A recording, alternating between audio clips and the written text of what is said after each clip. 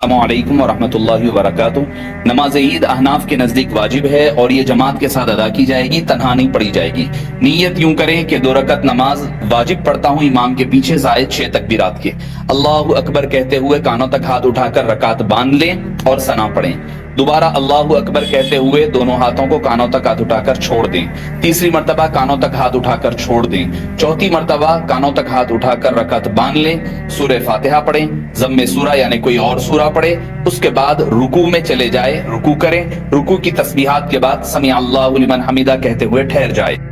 اللہ اکبر کہتے ہوئے پہلا سجدہ کریں، سجدے کی تسبیح، پھر اس کے بعد دوسرا سجدہ اور دوسرے سجدے کی تسبیح پڑھنے کے بعد دوسری رکعت کے لیے اٹھ کر ٹھہر جائے۔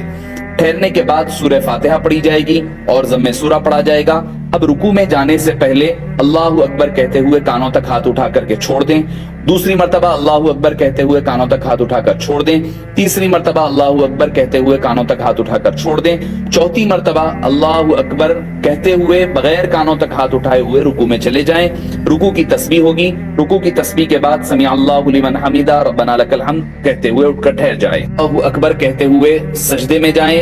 سجدے کی تسبیح کے بعد اٹھ کر کے دوبارہ دوسرا سجدے کی تسبیح کریں، دوسرے سجدے کی تسبیح کے بعد اتحیات کے لیے اٹھ کر بیٹھ جائیں، مکمل اتحیات، درود ابراہیم اور اس کے بعد دعائے معصورہ کہتے ہوئے اپنی نماز کو